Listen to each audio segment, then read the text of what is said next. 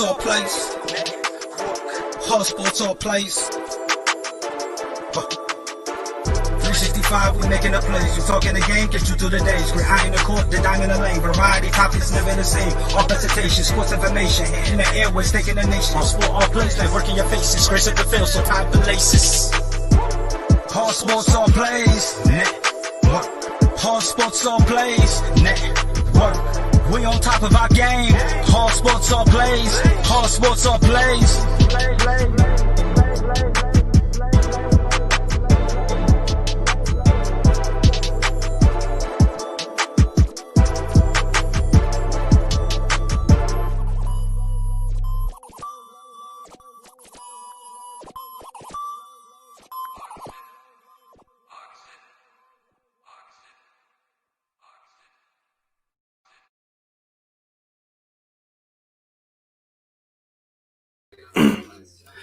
Hey, what is going on, everybody? As everybody knows, tonight is the championship round for the debates. We've been waiting for this all day long. You are watching the ASAP Sports Network. So before we get started, let me go ahead and introduce the judges. The first judge for tonight, we have the one, the only, Freddie Henderson. What's up with it, Ace? How's it going, my friend? What's up, buddy? Man, we got some talent on this show today. Man, I'm not gonna say their names, but they was pumped up early this morning talking about it in our group chat. I'm just ready to see some talent today, man. Let's go. Let's go, buddy. All right. So our second judge for tonight, he goes by Trey. He likes to always disrespect that bad man, Aaron Rodgers, Trey Callis, and here he is. What's going on, buddy? Man, it's going good. I've been hearing the smack talk all day. I've been pumped up. I couldn't even concentrate at work because I was so ready for the debate. It's going to be great. This is going to be better than Stephen A., Skip, anybody you have out. This is the place you need to be tonight. So make sure you're sharing it, whatever. This is going to be lit, guys. Hope everyone enjoys it. Now, in a little bit, we will have Jay. I am an Arizona Cardinals fan. Ness be coming on here pretty soon in a little while. But before he comes on, now we're going to introduce you, the debaters for our final round. The first one we have is Will.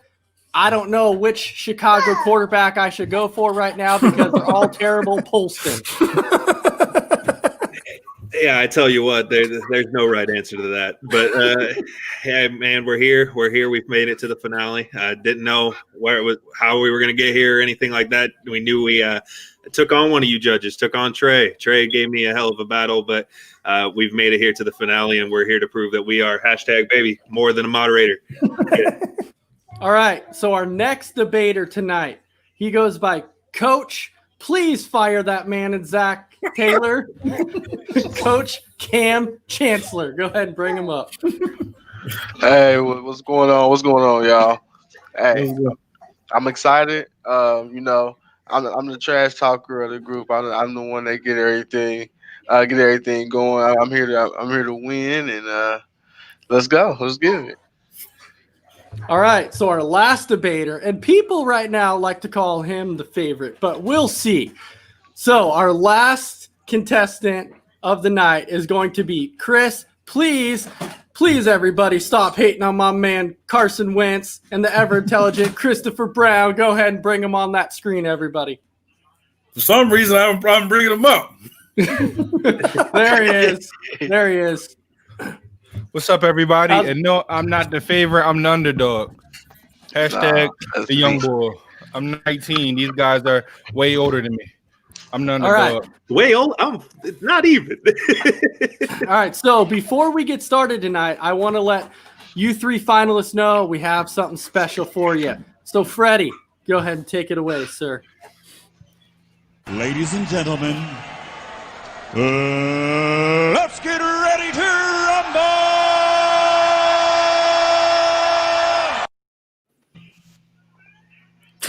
Let's get it. All right. Let's get ready to rumble. All right. So as everybody knows tonight, we're super excited to get this debate going. We have a triple threat. So our first question of the night is going to be asked by none other than Freddie Henderson. So, Freddie, you have the first question. You go ahead and take it away, sir.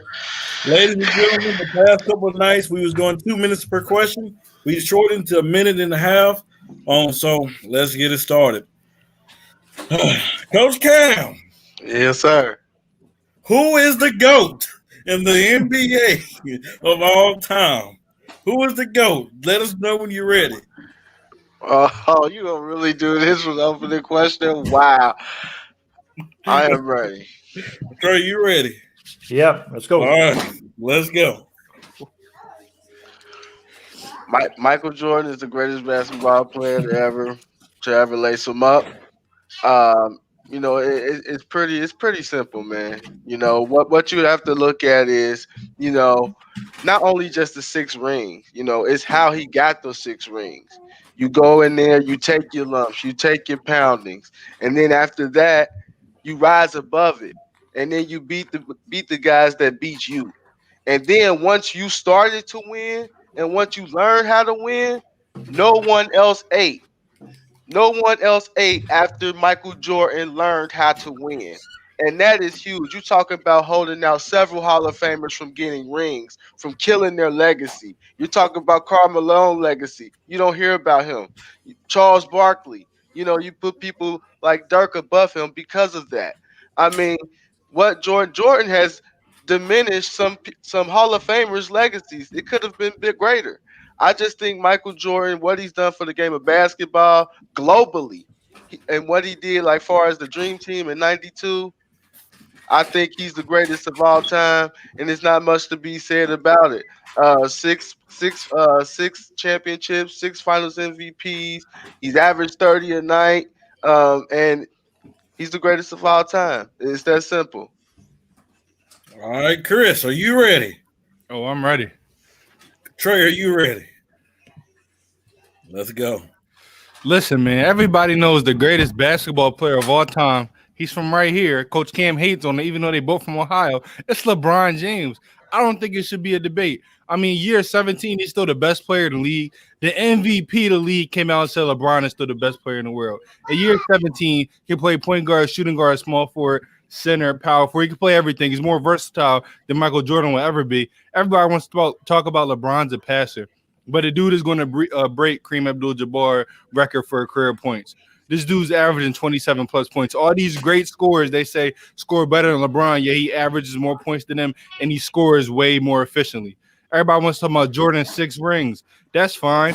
LeBron right now, yes, some people ate in his era. Why? Because of player mobility. People in Jordan's era stayed on their team no matter how bad the team is. Charles Barkley, he would have went to the super team if it was today's league. That's what Kevin Durant did. That's what all these players did. They moved teams to try to be one guy, LeBron James. LeBron James is by far the most all-around best player in the game. He can do everything. He can do nothing wrong. He's dominant. He has all the stats. He's the best player. He makes the best plays. They hate on him because they try to say, oh, you have to be like Jordan. But he's better than Jordan. Everything Jordan can do, LeBron can do better, and it's not even close. Defense, LeBron has an offense. LeBron has it. Playmaking is not even close. LeBron is the best player, and he's more dominant than Jordan.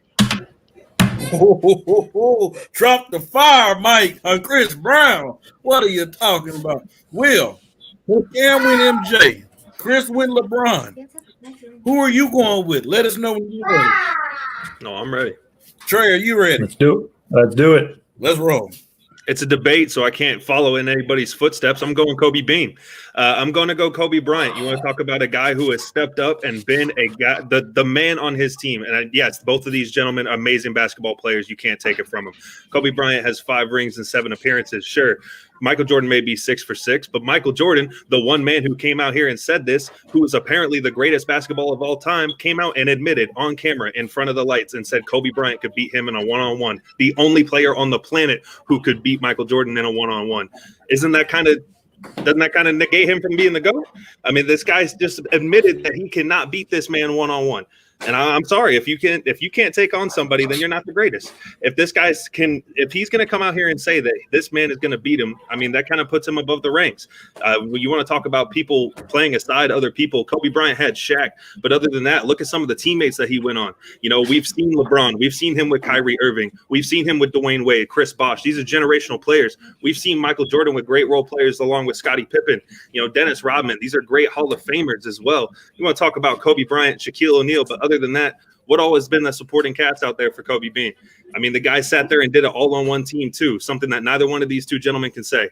You know, Michael Jordan saw time on a different team. LeBron's been all over the country whenever it comes to basketball teams. I'm going to go with Kobe Bryant, and that's why he is the greatest player in basketball.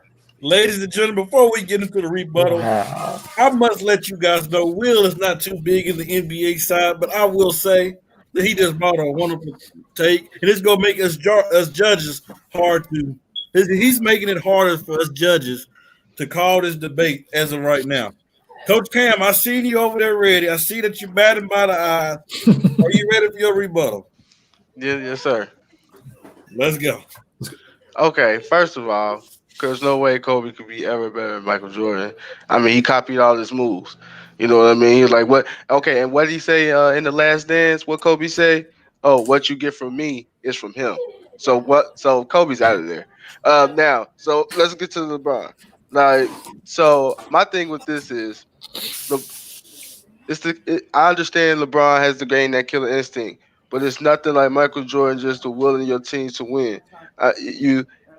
There's something to be said about going to the finals and losing. I mean, to me, LeBron gets more credit for losing than any other superstar in NBA history. We don't give credit to Jerry West for going 10 times. We say he lost 9 times, but we say, hey, LeBron, at least he been there at least 10 times, or he been there at least 9 times. Then that's cool. No, I mean, get out of here with that. It's time for us to be accountable for losing in these finals, regardless of who it's against. You want to consider him the GOAT, so be it. I don't want to hear nothing if it's against the Warriors, Spurs, or whoever. You get there, you're supposed to win it. Chris, I see that eye. I see your eyes, man. That's the eye of the real talk. When you get pissed off, are you pissed off? Are you ready to go? Let's go, man. Tell me when I can start, Trey? You can go ahead and go. Listen, I mean, you know, rest in peace to Kobe Bryant, but he can't be better than LeBron. They played each other 22 times, and LeBron won 16 out of those 22. So we're going to, you know, move that to the side. You talking about Jordan, you talking about LeBron, you know, gets so much credit for losing. Jerry West gets credit for losing. You're the only person I ever heard say Jerry West doesn't get credit. Oh my God, he's the only person to win Finals MVP, even though he lost the Finals. Jerry West gets credit for losing. You know, it's about LeBron gets credit for losing to the teams he lost to. When has Michael Jordan ever went to war without his soldiers? He always had Scottie Pippen. He always either had Horace Grant or Dennis Rodman. He always had all his role players. He had Steve Kerr, and he had Pax to knock down big shots to help him win finals. LeBron played many finals with people that should not have been in the finals. You look at 07, this Cleveland Cavaliers jacket right here. You can't even name the starting 5. You look at the first time he went back with the Cavaliers, his 2 best players get hurt. You look at the last time with the Cavaliers, they had no business being there. I mean, LeBron is taking teams that should not be in the finals. Jordan needs everything with him to win, but yet nobody wants to bring it up. When has Jordan ever won without a great coach or great role players around him? He can't do it because he can't lead a team by himself. Man, it got heated here for a little bit, man. Will, you heard Coach Cam, you heard Chris. What do you have to say with that? Let us know when you're ready. No, I'm ready. Let's do it. Let's do it. Let's roll. Coach Cam, I'm going to go to you first. You were the one who just said that, yeah, no matter what, we're just going to get Kobe Bryant out of here. I mean, other than that, you just say that he copied his moves, but you said nothing. Other than that, you said literally nothing else other than the fact that he copied Michael Jordan's moves. But Michael Jordan, your GOAT, your greatest of all time, has come out, and no matter what he's copied his game after, has come out and said that this man would beat him one-on-one. And Chris, you're out here saying that this is not like this isn't a team sport. You talk about want to beat him 16 out of 22 times. Let's talk about the role cast around him. You just mentioned that. You didn't even go in on that. We talked about how Shaquille O'Neal is out there, but other than that, what else did Kobe Bryant have? We've talked about the role players and everybody, the players that LeBron James has played with. You want to talk about winning. You want to talk about other things like that, but it's 16 out of 22. You act like there isn't other help out there for LeBron. You want to give it. Y'all need to put some Kobe Bryant. You need to put some respect on Kobe Bryant's name. I'm just telling you. It's not a rebuttal. I just want to make a statement for everybody here. To the fans, if we had an extra minute on this rebuttal, if y'all think this championship round is going to be crazy, if we had more time, it'd be 20. Oh, as well. Oh, Right. Will you get saved by the bell? Dropping the mic. All right, Trey, I believe it's your turn. Who are we going to first? Your call, brother. Trey, it's your you're up. All right. Let's start this one with Chris. Who is the greatest athlete? Greatest athlete, any sport of all time? Yep. Tell me when I can go. You can go right now.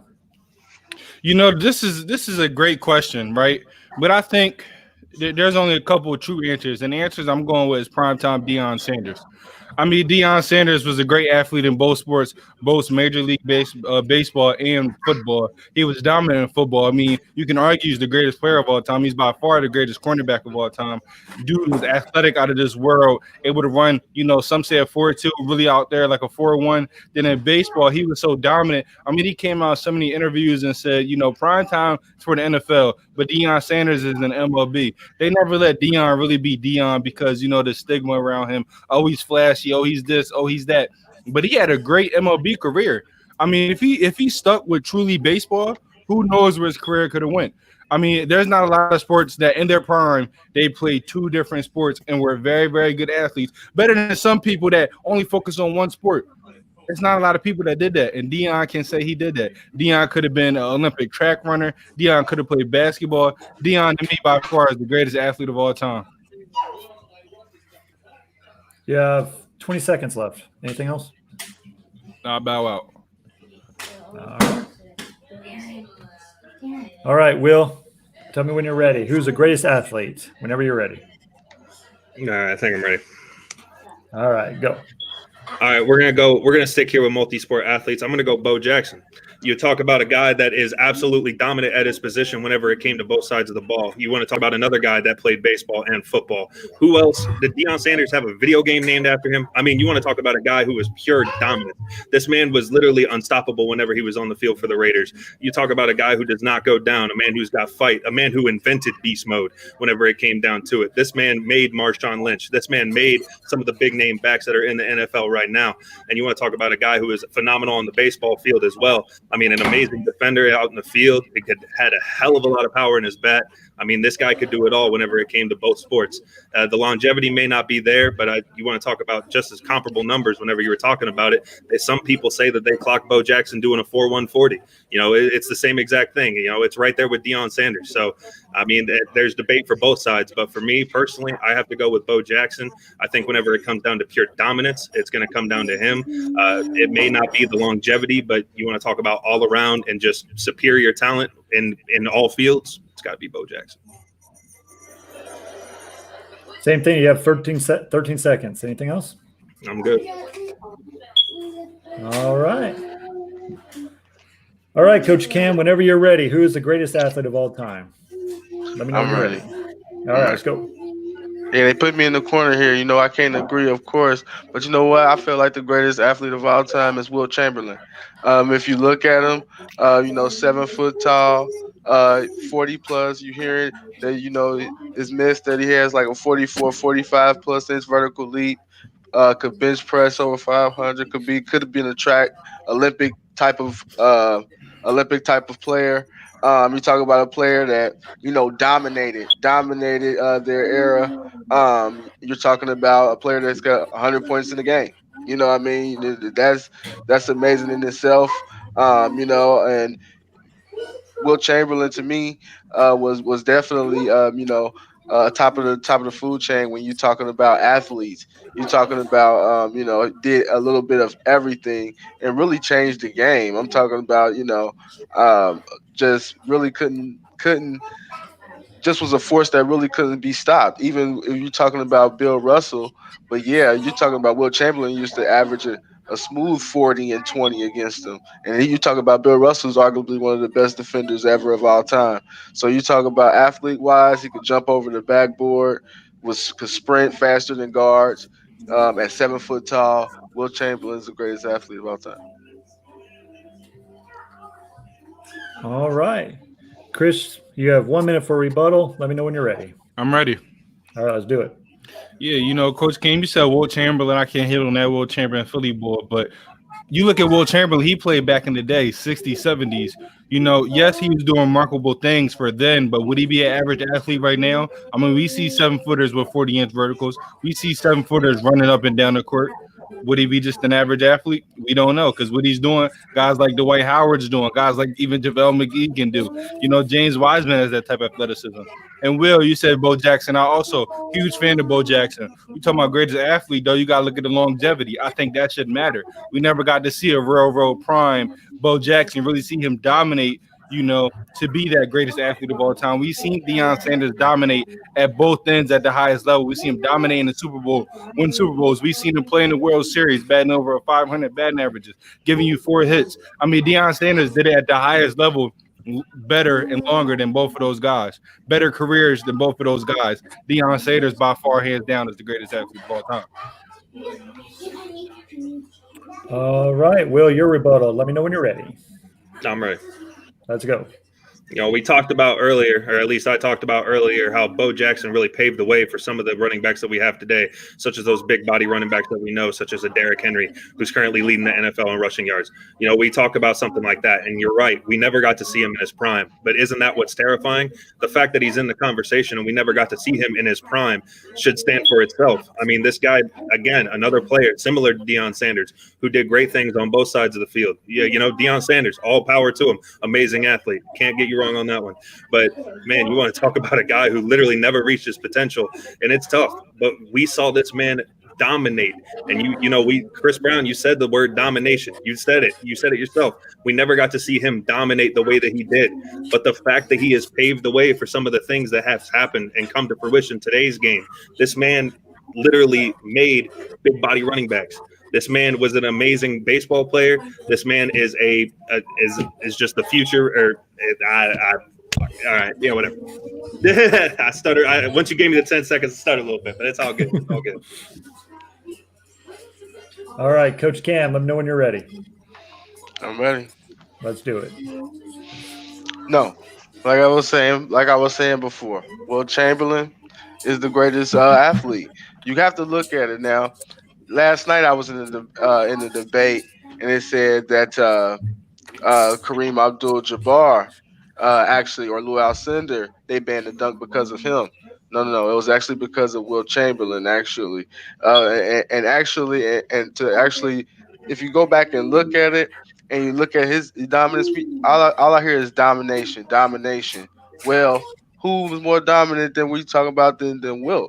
I mean, and you talk about talking about a 50-inch vertical, a guy that really is the reason why the paint widened, because you have to keep him away from the hoop. That was an original thing too. So, I mean, if you look at Will Chamberlain and the way he dominated, also they instituted the gold 10 because of him. All right. Before we go any further, we would like to let all the fans know, the viewers know, right now we're doing a All Sports All Plays Network debate. We've been doing this all week. This is the championship. Normally, if we was on our shows, we would interact with all these comments that's coming in, but I will acknowledge them real quick. But let's go ahead and get it. Let's go on and get it. Brandon Herrera said, "Bring your Will." He also said Deion also had a great CD. Only the real know about that song. Money, money, money. And then Mark Keller said Bo Jackson hands down. Tim Spiller says no one else can eat that. I respect that. And he said, I agree with Tim. And then Joey Woods said Bo Jackson's greatest athlete of all times. Then he said Deion did not dominate in baseball. Come on now. Yes, sir. Other than that World Series. Hold on. How can you read these comments and I can't defend myself? That's not fair. Hey, Joey Woods, I encourage you. 8:30 Central. Please come to Real Talk because I can't even defend myself. Come to Real Talk and hey, we'll have a debate. He said if Bo don't get hurt, the first player ever to be in the NFL, MLB Hall of Fame. Then he said, Bo would end baseball season, walk on the football field, and in the league in yards and carry on other things. I see a lot of what ifs, man. We're not talking about what ifs. So let's go ahead and move on to the next question. Ace? Yes, that is me. Are you all ready for this one? So since Coach Cam got the first question to start out with, Christopher Brown got the second question. So obviously on this one, I have to go with none other than Will Polston to start out on this one. So the question is going to be, who is the most underrated NBA player ever? And I'll go ahead and I'll start out with Will. Oof. Oh, okay. Let me know when you're ready. I'm ready. Okay, let's go. I'm going to focus with what I know right now. As mentioned earlier in the debate, I'm not exactly the greatest when it comes to basketball, but that's no excuses here. Whatever I know right now is a very underrated name that I know is Seth Curry. You want to talk about a guy who is absolutely amazing in shooting the three, right up there, top of the league, if not tied for the number one spot in the league whenever it comes to 3-point shooting. And what's the one thing that he's always overcasted by, and that's his brother. You want to talk about somebody who's got lineage in the NBA. You want to talk about a guy who's had former lineage in the NBA and his father. You have to live up to these expectations. And whenever you're seeing somebody like Steph Curry out here winning championships, whenever you're out here, a guy who's leading the league in 3-point scoring because of how many attempts he's taken, he's up there throwing up the volume and he's getting the quantity. Yes, he's making it, but it's one of those to where his brother is such a better, more efficient shooter than he is. I mean, the stats don't lie. Whenever he's up there every single year in the top for 3-point shooting, and nobody talks about this guy like he's just a role player. This guy is dominant whenever it comes to behind the perimeter. This guy could really change a team, and I think you're going to see it a lot in his new team right now with the Philadelphia 76ers. I think it's going to be a name that nobody really expects. We talk about all time, and it's really just because he's going to be living in the shadow. He's not really if he doesn't ever reach up to that hype that Steph Curry actually hit, then it's going to be one of those forgotten players that unfortunately have been phenomenal to the game.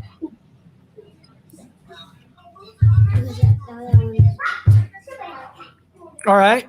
Sorry for a second. Okay, so the next person I'll go to on this one would actually be Coach Cam. All right. Can you repeat the question for me, please? Who is the most underrated NBA player of all time? Ooh, the most underrated NBA player of all time. Ooh. Okay, that's a good one. All right, let me know when you're ready. Don't steal my name, Coach Cam, because I know we think similar. No, I don't think so. I'm ready. All right, let's go. All right, an underrated player to me that doesn't get their respect is Chris Webber. You look at someone like him that's a walking 20 and 10. Someone that that was a part of a legacy within the Fab Five. I know that you say they took that away from him, but that's a legacy within itself. And then you go to the NBA where he's dominant. A guy that can handle the ball, can bring it up coast to coast, dunk on you, can facilitate an offense, can step out, hit the mid range, can post you up. C-Webb was a deadly force. I mean, for real, he was one of those original wave of new power forwards that you got. As far as him, Kevin Garnett, Dirk, those type of wave. He's the one that kind of started that, that up, and and he just doesn't get his respect. He should be a Hall of Famer, definitely. And he doesn't get his due when you talk about top power forwards of all time. Because C-Webb, unfortunately the knee injuries got him, but before then, he was a dominant force, and he was one of the best bigs in the West with him, Tim Duncan, KG, in the era where the power forwards was a dominant era. And you got to put some respect on C-Webb's name. So as soon as Coach Cam said that name, Christopher Brown went in awe, like, "Oh man, he just took my player."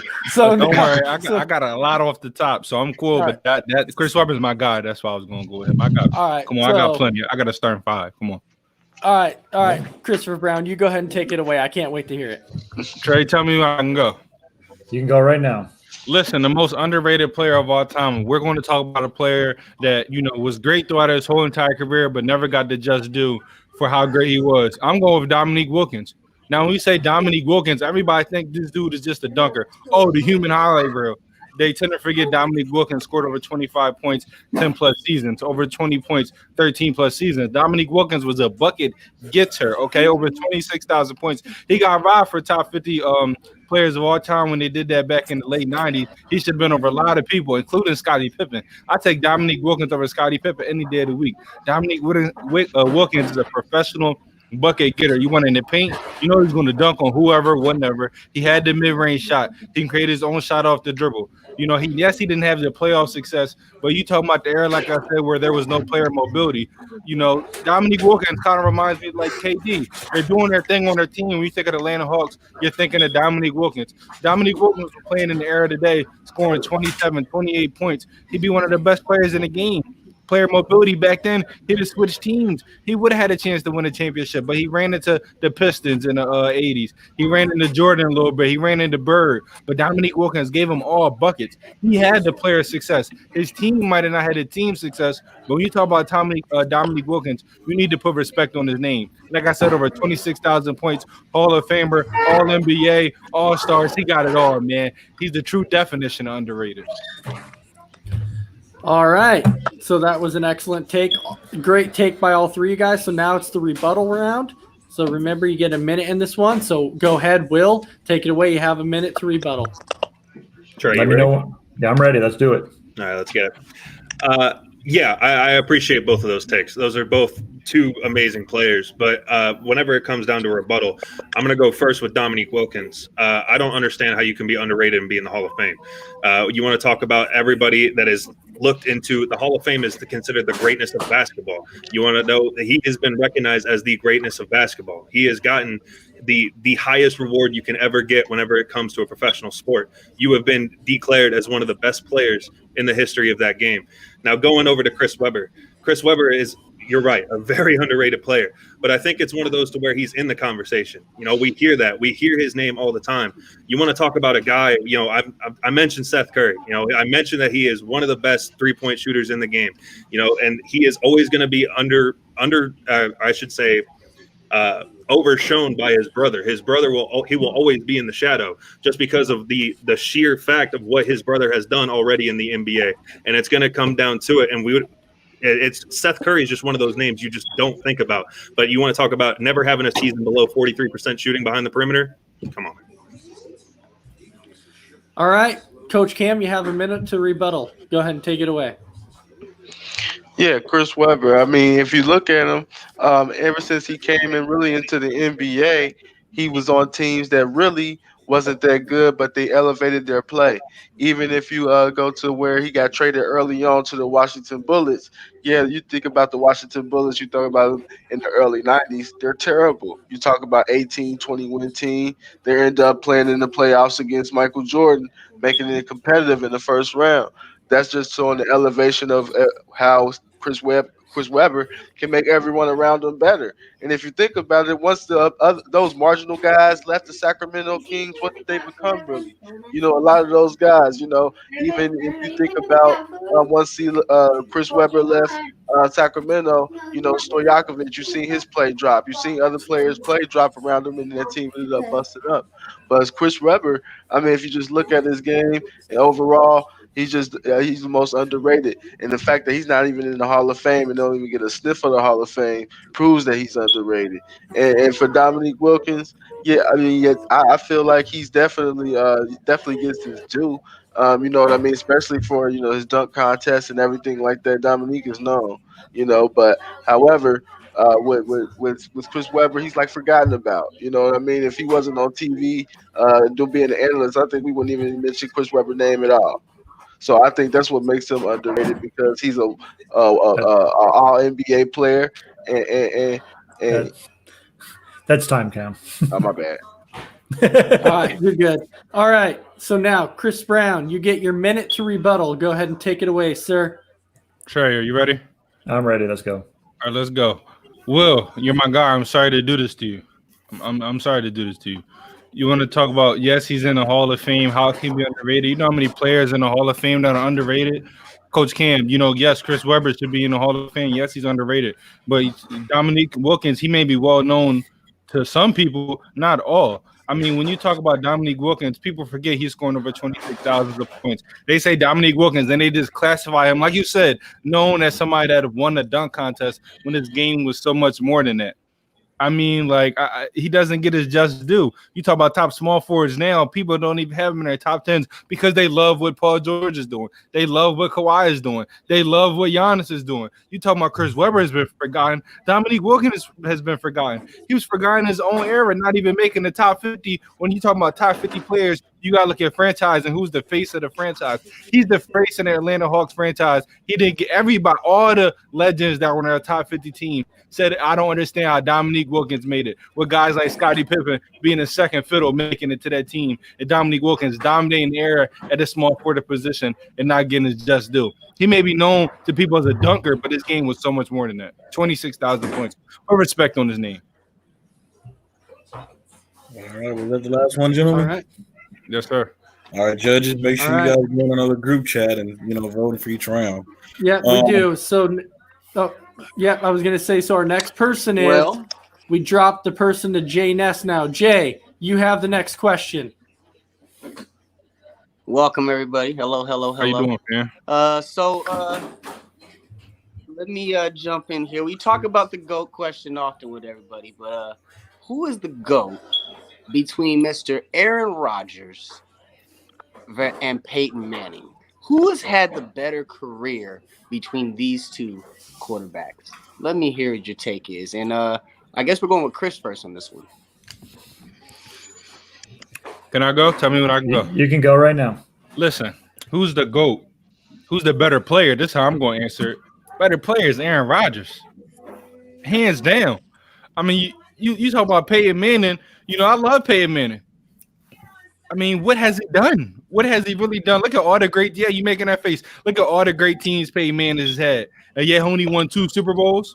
He only won 2 Super Bowls. He lost to Drew Brees. He should have made so many more Super Bowls early in his career with Indianapolis. They had everything. They had the offense. They had the defense, yet couldn't get past Tom Brady. Tom Brady owns Peyton Manning. He owns Peyton Manning. Belichick, they own Indianapolis coach. They need to put their face in the building. They couldn't get past them.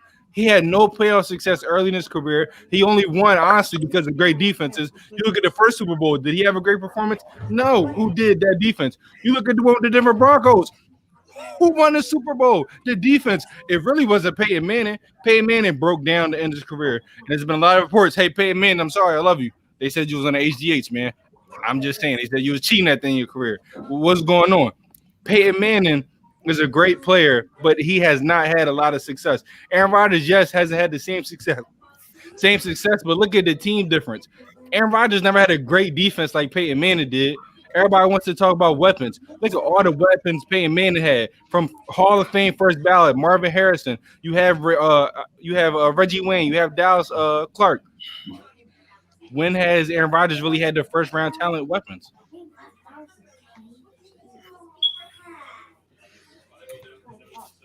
All right, Jay, who's next? All right. Coach Cam, you let's go ahead. You actually went second last time. Let's go ahead, Will. You go ahead and do this one. Thank you. Trey. Ready when you are, man. I'm ready. Let's do it. Let's get it. What has Peyton Manning done? Are you serious? Are we going to do that right now? Are we talking about the third all-time in passing yards, the third all-time in passing touchdowns, 5 MVPs? How many does Aaron Rodgers have? Not that many, I can tell you that. 2 Super Bowl rings? I'm sorry, how many does Aaron Rodgers have? 1. That's tough. I don't care what your supporting cast is. You want to talk about who had the better career? It's undoubtable. Are you serious? Undoubtable. It is not even a debate. I mean, Aaron Rodgers is like 25,000 passing yards behind Peyton Manning. Okay, I don't care what it's gonna. Aaron Rodgers needs an MVP every single season until he racks up his boots to even catch up to Peyton Manning. I mean, don't even give me that. I don't care what your supporting cast is. Peyton Manning is by far superior of a quarterback. I mean, what is that? What is that take? Oh my Lord, I don't know. No. Aaron Rodgers does not stand a chance. It doesn't matter if he keeps up on the same path that he's on right now. He still won't even crack top 5 if he plays till he's 43 years old. 43. There is no chance that Aaron Rodgers has had a better career than Peyton Manning. Don't even give me that. No. Oh my Lord. Ooh. You have 15 seconds. I don't know. I can't wait for my rebuttal. It got hot. Ooh, turn on the fan. I hope we got an upgraded ventilation system in here. Smoke is getting thick. Coach Cam, I know you over there waiting. Hey, I mean, I gotta come with something, right? You know, this is Peyton versus Rodgers. I gotta come with something. So let's hear it. Hey, interesting comments from both of them, man. You know what? But I'm gonna have to roll. I'm gonna have to roll with Peyton Manning. And this is why. You want to say you talk about how good defenses win. You know, when did you talk about these loaded defenses? There wasn't loaded defenses. I'm talking about times where they gave up totals of 300 yards on the ground to the Titans, Jaguars, to Maurice Jones-Drew during regular seasons. Peyton Manning used to carry this football team, man. I think you're sleeping on it, dog, because you're a little young. I think I don't know if you remember what Peyton Manning, what Peyton could do and how Peyton carried those football teams. You know, those defenses used to give up 30 balls week in and week out, and you talk about Manning used to mask a lot on that on that team. You talk about the year that they took Manning out, and you know, and they didn't have Andrew Luck or a quarterback of that nature. They end up with the number 1 pick. It's because that defense didn't do nothing then. That the defense didn't keep them afloat then to win some games. That was all Peyton Manning. Peyton Manning was the offense. And when have we ever seen somebody run a no-huddle like Peyton? He was the mastermind in between the ears. What he could do as far as checking at the line of scrimmage. It's more than a quarterback and just flash and dash. It's what you can do at that line of scrimmage too. And no one can manipulate a defense like Peyton Manning. Okay. All right. Chris, you ready? I know you was ready for the rebuttal. It looked like you already just drumming it up. Yeah. Go ahead. Yeah. Let me see what you got over there. Trey, tell me when I can go. You can go, man. Listen, I mean, we talk about great quarterback, what they doing on the field. Forever, you know, 1 or 2 touchdowns, Peyton Manning throws, he's throwing interceptions. You look at the championship run they had in 2005 or 6, he threw 3 touchdowns and 7 interceptions. You look at the last championship he won, dude wasn't doing anything, was handing the ball off and letting his defense win games. You talking about all these great stats. What has he done in the postseason? Like I said, he doesn't show up. He has more than half interceptions than he does touchdowns in the postseason. He doesn't show up. With Aaron Rodgers, you know he's probably the most accurate quarterback of all time. You know he can make every single throw. You talking about Peyton Manning does this on the field, does that. Look at what Aaron Rodgers do. Aaron Rodgers could run an offense with his eyes closed with anybody on the field, no matter who out there at wideout. He gave me and Freddie out there at wideout. He's still going 4,000 yards that season and 40-plus touchdowns with 5 interceptions. You know Peyton Manning is really going to give you 13, 14 interceptions every year. I mean, listen, you talk about a GOAT. I understand Peyton Manning has all these stats. One, he played longer. Don't forget that Aaron Rodgers had to sit a couple years behind Brett Favre. Imagine if Aaron Rodgers had that 3-4 years. He'd have been caught up to Peyton Manning and passing. Don't forget that. He got about 4, 5, 6 years ahead of his career than Aaron Rodgers did. So when Aaron Rodgers catch up, he's gonna beat him. All right. Okay. All right. Chris is second in his pick there. I hear him. He's running the Aaron Rodgers train. This is not a rebuttal, Coach Cam. Why are you coming at my age, man? That's disrespectful. Hey, yeah. I got friends that's cousins with Marvin Harrison. I got a little bit of code knowledge, man. Hey, he had to put a stamp. He had to put a stamp on his. I'm 19, but I'm really 35, man. 19, but I'm really 35. Well, listen, Chris. I know you didn't drum something up to Will because Will's about to rebuttal right now. All right, Trey, you ready? I'm ready. Let's do it. Let's get it. Okay. You talk about Peyton Manning, all this. Yeah. He sat Aaron Rodgers. He got to sit behind Brett Favre, everything like that. Okay. Brett, he would not be the quarterback he is right now if he didn't get those years of experience.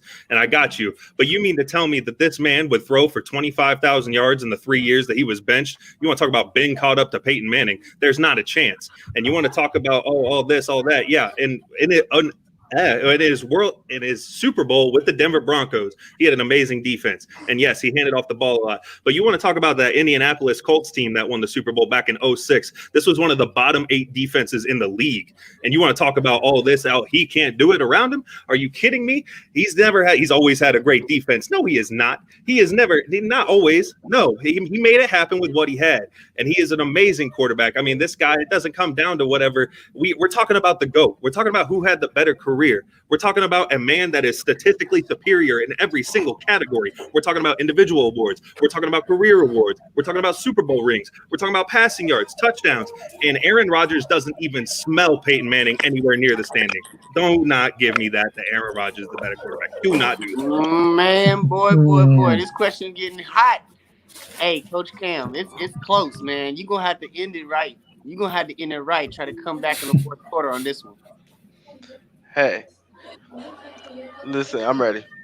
Okay, go. Peyton Manning has made, you know what? Peyton Manning revolutionized the position. And it's not even, he didn't even revolutionize the quarterback position. He revolutionized the slot receiver position because he used it and threw to that receiver more so than anybody. You talk about he giving 1,000 yards out to Austin Collie, to Brandon Stokely, to receivers like that, the marginal guys that when you go to somewhere else, they're catching for 400, 500 yards. But with Peyton Manning, they're catching for 1,000 yards. And all of a sudden now you're looking at offenses. Now what everybody's looking for, a good slot receiver to go along with the X on the outside. Now they made that position important for an offense in the 3 wide. I think Peyton Manning not only revolutionized that position, he revolutionized that slot receiver position. And like I said, I think for him, he moved the game forward by his passing ability and efficiency. Nice way to run it up, you guys. Nice way to round that off. Shout out to Brandon Herrera in the comment section making some sense. I see you there, Brandon. Oh, God. Making some sense. And shout out to Peyton Manning. We're not taking nothing away from him. Just saying out there. We don't disrespect legends over here and ASAP Network. Understood. Let's get it. New question, folks. Let's keep it going. It's Freddie. It's your turn, Freddie. I got it. Question number 5. Who was the better athlete?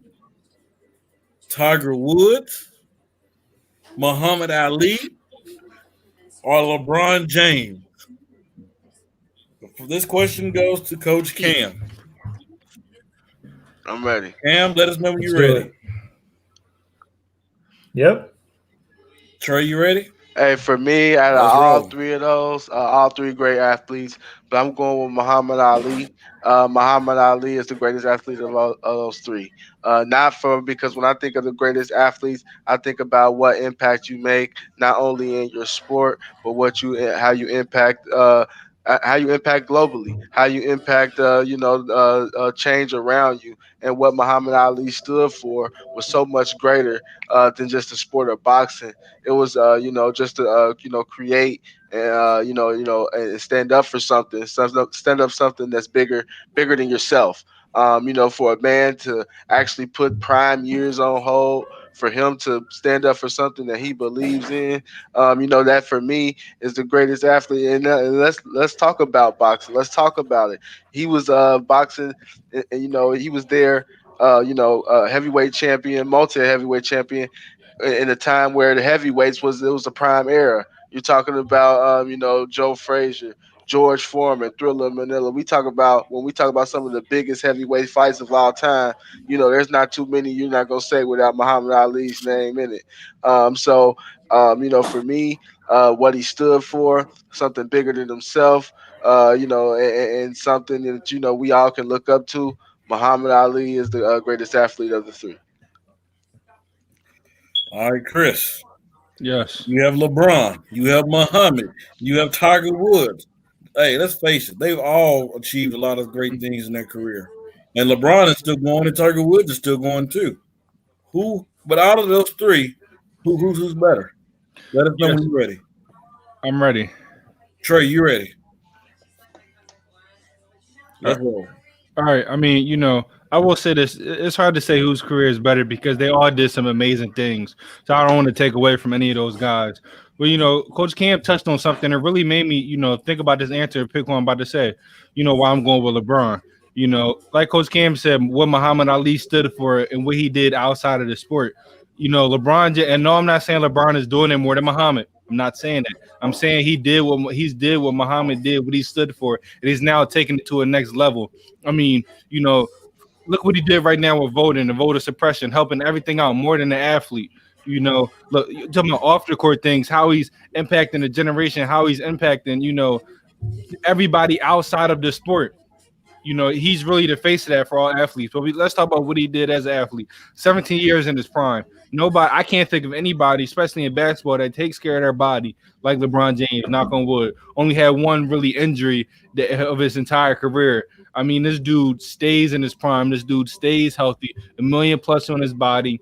Like I said, 17 years, prime LeBron. 17 years. Everybody wants to talk about the new school this, the new school that. He played in 2003. That's when he was drafted. He got hard fouls in his career. It's not like he's getting touched. Euro step. Oh, he's flopping. I see LeBron get clothesline. I see LeBron get triple team, quadruple team. LeBron's been playing for a long, long time, but you never seen a dropped off in his game. You know, I love what Coach Cam said. Outside of athlete, what have you done? LeBron checked that box as an athlete. He more than checks that box that he is the greatest player in his sport. Woo! Will, Muhammad Ali, Tiger Woods, LeBron. Who you going with, my friend? Let us know when you're ready. I'm ready. Trey, are you ready? I'm ready. Roll. All right. So on the first one, I said that I had to go with a different answer for the sake of debate, but I could not take anything away from Cassius Clay, Mr. Muhammad Ali. I mean, you want to talk about a guy that was undoubtedly the best athlete in his sport. I mean, we have the GOAT conversation in the NBA. We have the GOAT conversation in NFL. We have the GOAT conversation even in golf. You know, not everybody says Tiger Woods is the greatest golfer of all time, but nobody in their right mind will ever question whether or not Muhammad Ali is the greatest boxer of all time. I mean, you want to talk about whether your rebuttal's coming. All right. You want to talk about a guy who, one thing that this man did completely over both of these guys is he fought not only in the ring, but he was fighting racial equality. I mean, you want to talk about a guy who was going up in such a time that was so up against, you know, people of his race. You know, everybody was against African Americans. Everybody was against people of anything other than the Christianity, and especially in the United States. And this man was sticking to his helms, you know, becoming a big supporter for the Islamic community. And not to mention that he was such a phenomenal boxer as well. I mean, this guy was pure dominance in the ring. You want to talk about a guy who could go longer and stronger than anybody that has ever stepped foot into a ring. It was Muhammad Ali. I mean, he is the face. He is the pinnacle of what boxing has become. And so because of that, you have to go with Muhammad Ali. All right, Coach Cam, I'm going to make it interesting. Since you're going Muhammad, I'm going to go back up to Chris. Then we'll go back to you. All right, Chris. Okay. You ready, Chris? Yeah, I'm ready. Trey, you ready? I'm ready. Let's roll.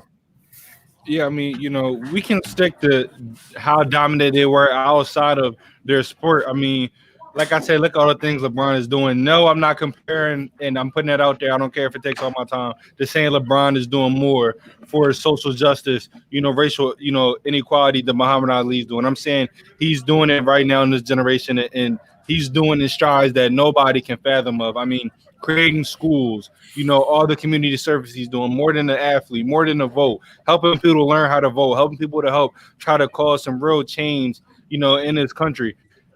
Like they both did it, and I'm not going to say who did it better, who did it worse, because they both did it great, and they both impacted a generation, you know. And what LeBron is doing right now, he's really taking Muhammad Ali, what he did, and like I said, taking it to the next level. And if you want to talk about, you know, in the athlete, what they're doing in their sport, When you look at basketball in this generation right now, it is LeBron James, hands down. I mean, this dude can do everything on a basketball court. We had this GOAT conversation, so I know I'm not gonna go back and forth on all the things I said in the past. Just know LeBron dominates 17 years straight. Nobody's done it 17 years straight. Nobody can say they've been the best player in the league from when they were drafted, their second year to right now. LeBron's done that, hands down.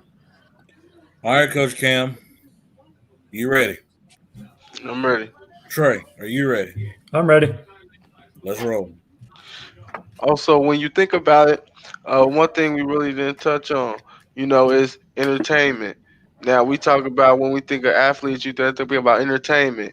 If you think about the time frame that Muhammad Ali was in, he brought something, to sports in general that really wasn't thought of as, or looked upon as great. That's trash talking. Yeah, he'll not only will he beat you, he was gonna tell you what round he was gonna knock you out in, and then do it. That's something that you rarely see. You don't even see that no more. You know what I mean? Just the build up in the fight. Before the pregame, he the one that started the whole getting into it before the pre-fight. All that kind of stuff, building up the hype. He was a showman. Not only was he great in the ring, but he was gonna build it up. Entertain us, make us laugh, make us and really get people hyped up about the fight. And that's what and that's gonna carry it over to what it is now. So entertainment is a huge deal. And back then, Muhammad Ali really, really brought the entertainment to sports in general. Ladies and gentlemen, woo, hey, the way this is being scored right now is really tight. We might have to go to our viewers to determine who won. Because it's it's crazy. Let's move on to the next question. I believe Trey have it. No, Will has to rebuttal. Oh, Will, go ahead. My bad, Will. Don't be throwing me out here now, all right? Right. You want to talk about things getting even and close and then not even giving me the chance. All right. All right, Trey, Well, you let's ready? see if you can change that. Go ahead. All right, I'm ready when you are, Will. All right, let's run it. All right, so Cam has made some amazing points, and obviously I agree with him along the way. But you want to talk about something? Whenever we were talking about the greatest of the three, Chris had mentioned LeBron being a 17-year athlete, doing it the whole time. Muhammad Ali boxed for 21 years, and I understand you're not doing it in and out, but you want to talk about a guy who's taken a little bit more physical torture. I mean, you're facing a guy who is literally paid to beat you down, to beat you senseless. And this man is doing it in a heavyweight division. This man was 6'3" and only weighed about 235 whenever he was boxing. Folks, that's not a heavyweight. But this man was still out there dominating. Whenever it came down to it, he went 56. He had 56 W's in his whole entire boxing career out of 61 fights. And 3 of them came at the tail end of his career whenever he was getting up there in age, because he ended boxing at the age of 39. This man is the epitome of what it takes. I mean, this guy is the face of boxing. This guy is everything whenever it comes to humanitarianism to athleticism. I mean, he is the perfect combination of the two. Muhammad Ali, by far the superior athlete of the 3. It's getting hot in here. Y'all keep y'all clothes on though. All right, Trey, let's roll. All right. Who went first that last round? Coach Cam did, I believe. Yeah. So it's Will's turn, right? Mm-hmm. Yeah. All right. For this question, Will, you're a Chicago guy, Bears fan. No, God. Cam is a Cincinnati guy, and Chris is a Philly guy. So out of those three organizations, who runs the better organization? I'll start with you, Will. What sport we talking about? We're talking about football, my guy. Football, because Okay. Cincinnati. Who runs a better organization? Okay. Okay. This will be funny. All right. Go ahead. Go I'm when you're ready. man. All right, I'm ready. The Chicago Bears. Let's get it out of the way. All right. We all know we're all going to home, so let's just do it this way. I mean, you want to talk about a team that is literally one position away from being a Super Bowl contender, and I think we can all agree on that.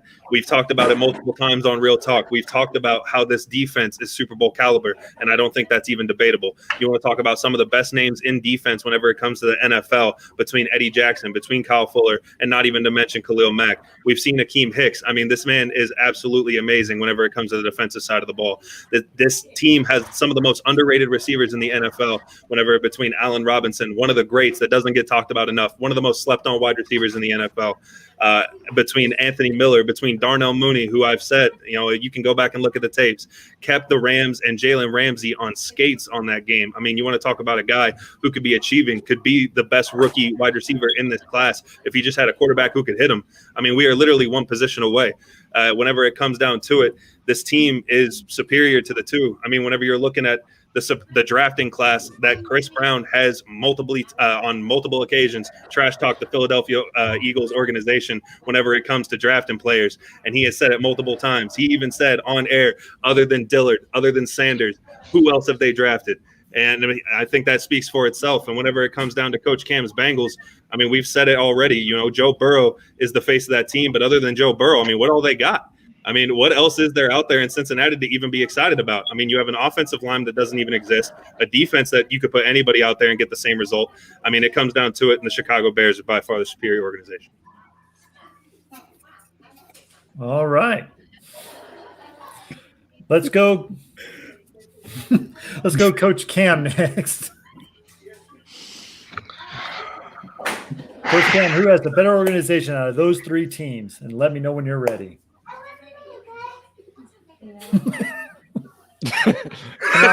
Coach Cam, before you go, I just want to put this comment up here and then read it. I'm not going to say nothing. And I think all three of us will agree on that, though. But and that's why it's called a debate. That's neither here nor there. Hey, that was my same reaction. I'm glad I didn't go first. I'd have been stuck for a minute. hey, these are all about your debate skills right here. Hey, Coach Cam, I want to remind you, we have Real Talk after this. Yeah. Hey, do we have another one of I pass moments going on right now? No. Coach Cam, not like you. There's a reason the three of us are here, Freddie. I'm ready. You ready, man? Just wait till Real Talk. I'm ready. All right, let's go. That ventilation system, boy, that's smoky. All right. Let's go. The best ran organization out of those three is my Cincinnati Bengals, and this is why. It's because if you look at us recently, if you think about it, Eagles, 1 ring. All right. You look at the Bears, haven't done much. Now, and if you look at recently, outside of that, Bengals develop quarterbacks. If you think about it, who else? And if you look at the Bears, they don't develop quarterbacks at all. And also, if you look at the Bengals, fuck it, I pass. I can't do it. Y'all set me up. Y'all set me up. You know, it was no way. Y'all know it was no way I could come with that. I can't even defend my Bengals at all. Because we're not a good ran organization.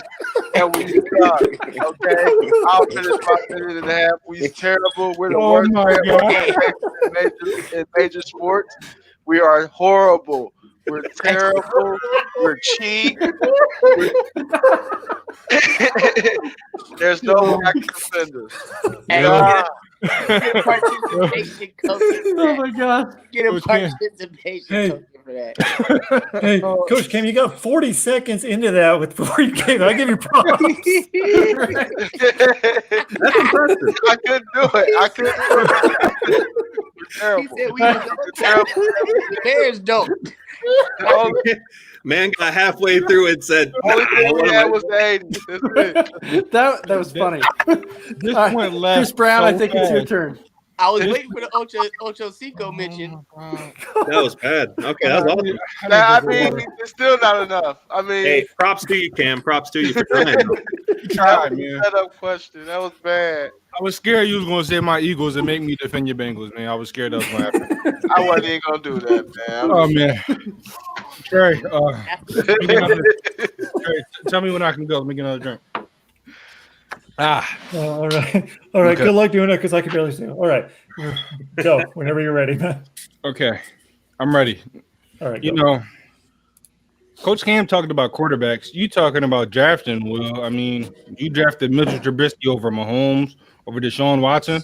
You know, I made a couple comments about my draft picks, but we made some very, very good draft picks. You know, I was upset we drafted Hurts, but we got, Sweat, we got Maddox. We drafted so many starters in the past couple of years. And you look at us this year, I mean, everybody knows the only reason the Eagles are struggling is injuries.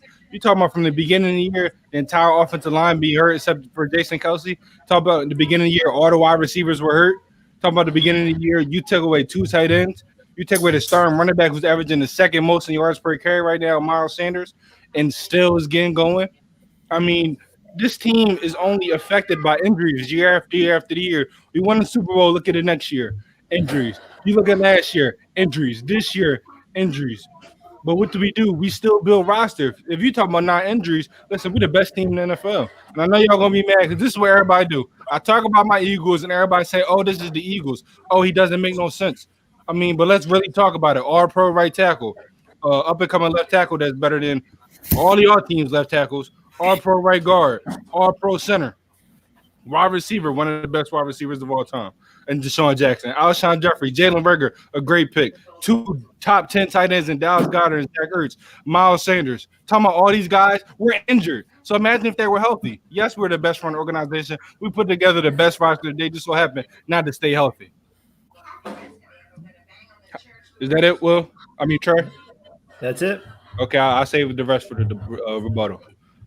Coach Cam, you killed me, man. I had some other stuff to say, but I was laughing so hard, dude. I mean, that if this was real talk, man. Oh my god. All right, Will, ready for your rebuttal? Ready when you are. All righty, let's run it. Okay, go. All right, here's the clear and obvious way to prove that my team is the best run organization. Chris Brown just openly on this debate just said that I'm glad that I went first because he would have been stumped for a minute. And Coach Cam couldn't make it through 40 seconds of defending his own team. You want to talk about this is the most clear-cut favorite whenever it comes down to it. You know, you talk about your team, Chris, would be the best in the NFL if they could stay healthy. Okay, why does your organization keep going after injury-prone players? You want to talk about a team that's always on the field. You know, if it comes down to it, yeah, you guys won a ring, but the only reason you guys even got there is because our kicker couldn't manage to put a kick through the upright.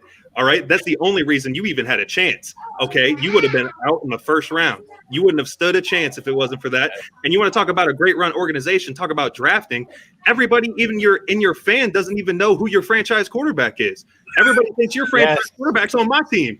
Everybody thinks that everybody thinks that the right answer you just let walk out to Jacksonville. All right, you want to talk about the best run organization.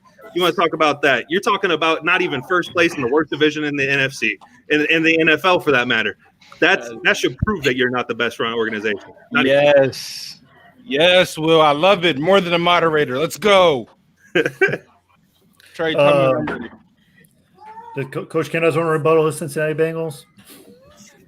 We got the best quarterback out of all 3. Hey, congratulations. We got the best quarterback out of all 3. And that's about it. We got the best quarterback. We got the best running back. But nah, if you look at us right now, though, we have a lot of good weapons that we have around him. And that's where it starts. That's where it starts right now. And if you look at the Eagles, depleted, you know, you could look at that roster, talk about possibly breaking up.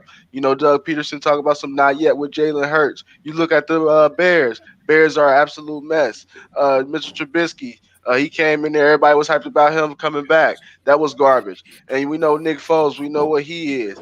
So if you're talking about right now how the teams are built and how we're ran right now, I'm going with my Cincinnati Bengals because right now we're on the uptick.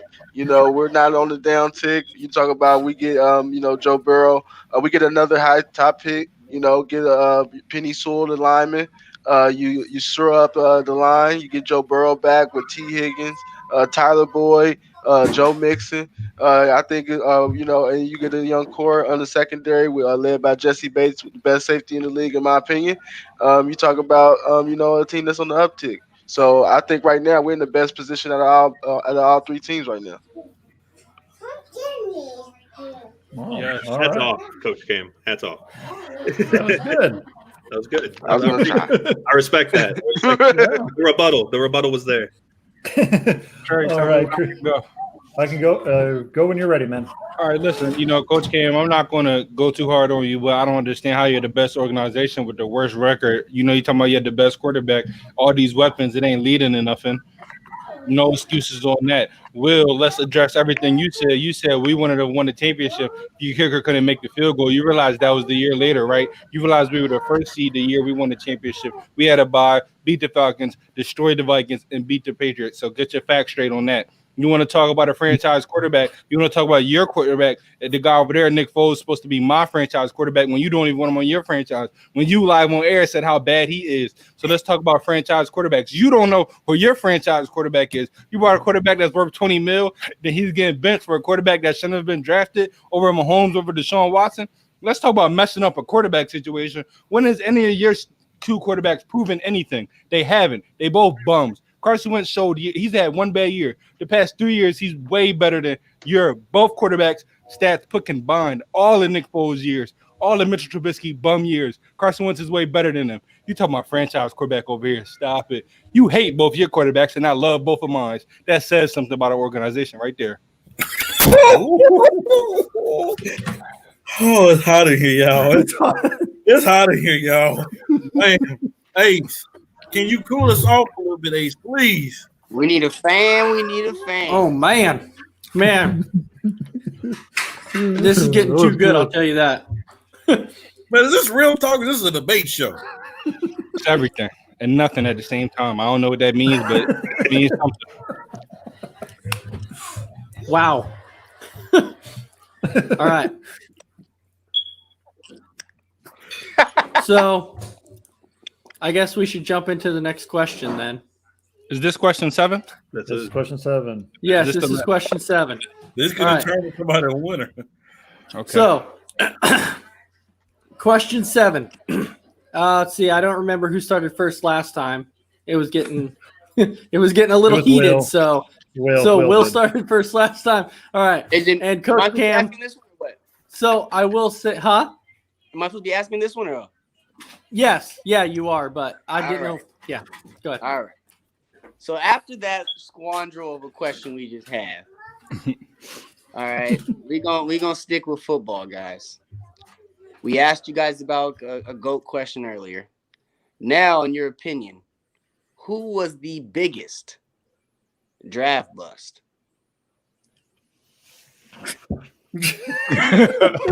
Of all time?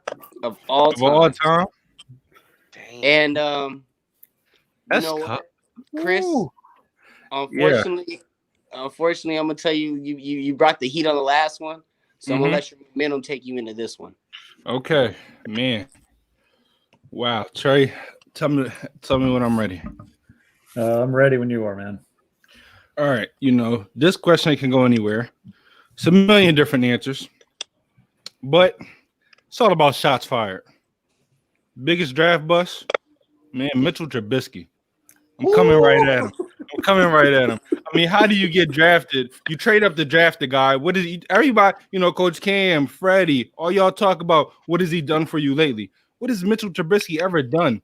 You move up to draft him over guys like Mahomes, who had a great college career, over Deshaun Watson, who won a championship, who dominated in college, just to have him be an ultra bum, just to have him, everybody say he's the worst quarterback to play in a game, just to have him say he's the reason why the team is losing, just to have him just to say we have a great defense, but who's going to be the quarterback? Where's our offense? It all starts because you drafted Mitchell Trubisky.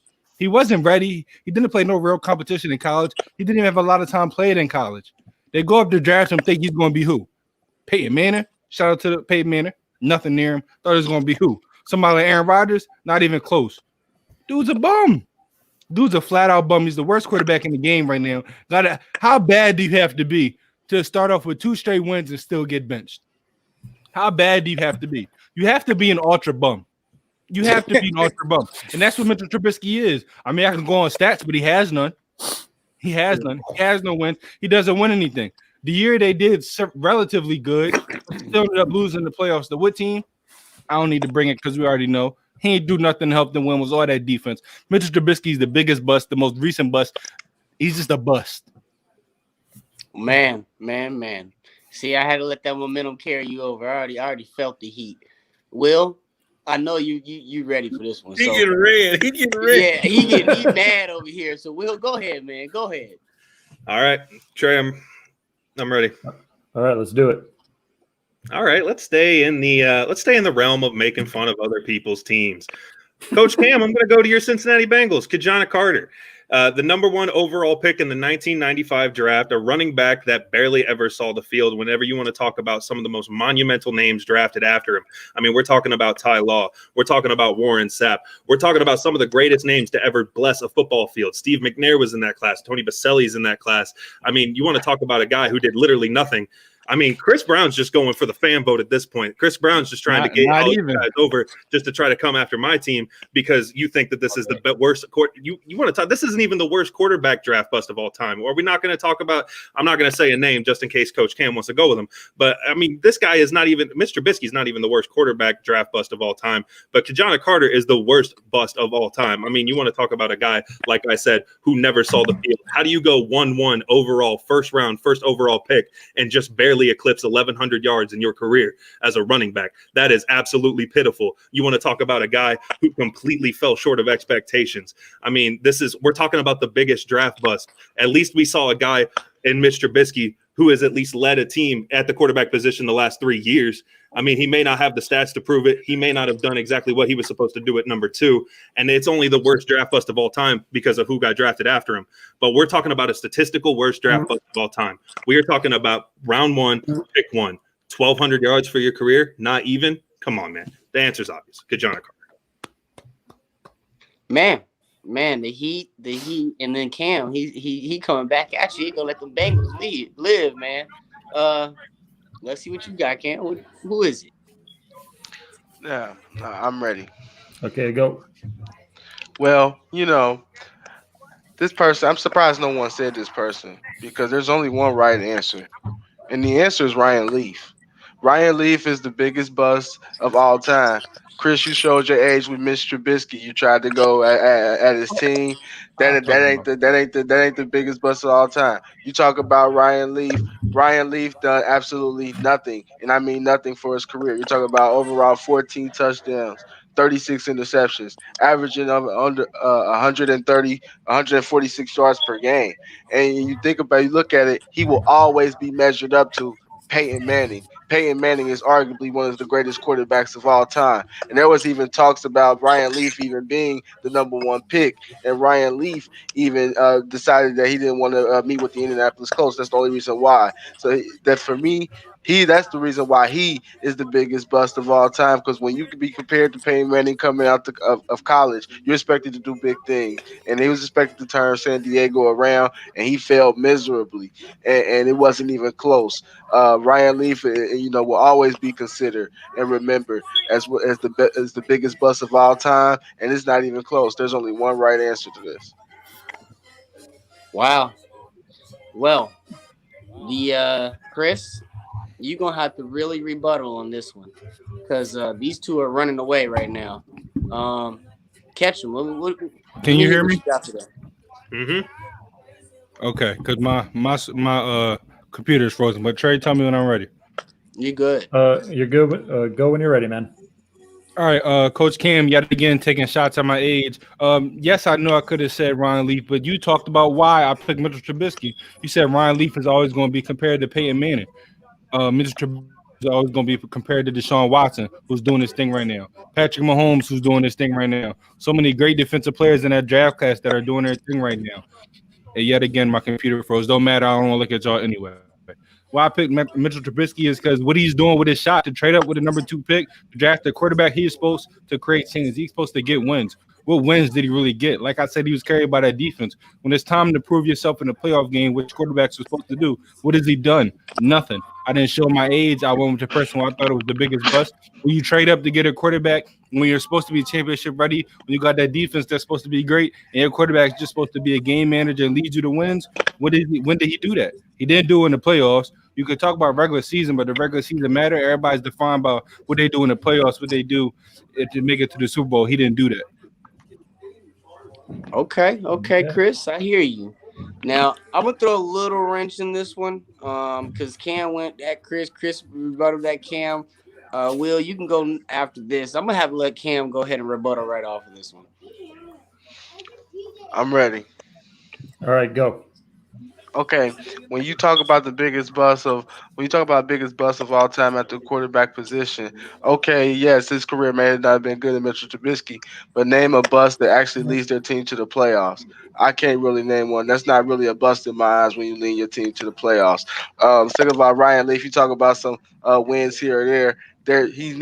Ryan Leaf never got any wins. He was 417 overall as the number 2 pick in the draft when you're graded just below Peyton Manning. When you're 417 overall, that's not good stats at all. And if you look at his numbers, 48% completion percentage for someone that's supposed to be a franchise-changing quarterback and is supposed to be a quarterback that's supposed to change the position along with several others. There's no way that the answer is not Ryan Leaf on this. Ryan Leaf was basically, when we think of bust, he is the epitome of bust. If you had bust in the dictionary, there would be a picture of Ryan Leaf. Well, he was strong with the rebuttal. Will, are we gonna close it out and lock it up? Or are you gonna solidify your championship run, or what's going on here? What we Bring it got? home. This is the time. We're gonna bring it home right here. All right. Trey, you ready? I'm ready. Go, brother. Let's do it. Okay, I'm going to make it short and sweet on Chris Brown. Okay, you want to talk about Mitch Trubisky. That's fine. That's okay. All right, Mitch Trubisky already has more passing yards than Ryan Leaf, so let's just get that out of the way. Okay, that's already been shown that Mitch Trubisky is already better than Ryan Leaf, so it comes down to Ryan Leaf and Kajana Carter. Okay, Kajana Carter played in the NFL longer. He played 7 seasons compared to Ryan Leaf's 3. You want to talk about what is a good running back stat? You know, we talk about good running backs have over 1,000 yards. Over his 7-year career, on average, he averaged 163 rushing yards a season at 1-1, picked at the first pick of the first round. 163 yards a season. We see backups, we see third strings, we see quarterbacks put up more rushing numbers than that nowadays in the NFL, and it's a passing league now. It's not even based off of the running backs. And so you want to talk about something back in the 90s, you're only averaging 163 yards over a 16-game season? Come on, Coach Cam. Come on. I know you don't want to do your Bengals dirty like that, but come on. We all know it's Kajana Carter. Okay. All righty. Was Chris in the rebuttal? Or Okay. Chris already did his rebuttal. He went first. All righty. Man, I hate that we about to announce the winner. I hate that he's not here. So you know what? Just, let's finish counting and let's do the intro. We'll make a decision right after this. All right. Yep. Intro. Let's roll. All sports, all plays.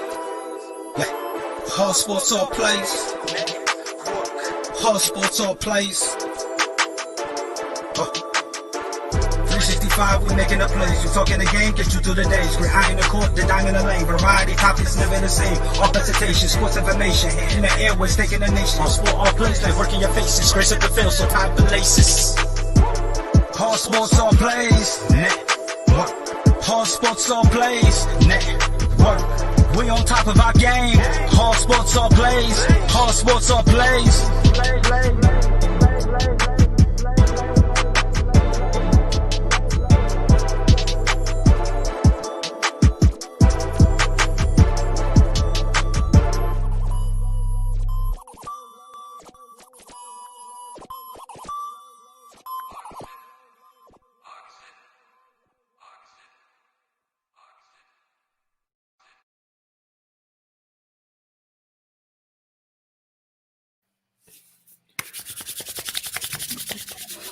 All right. Man, oh man.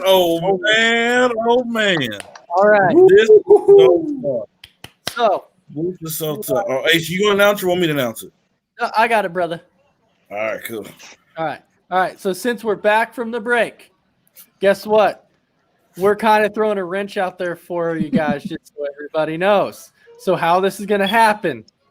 We have decided we're going to eliminate one of you guys, and there's going to be 2 left, and you guys are going to get 3 bonus questions. So 2 of you are going to go on, and 1 is going to be gone.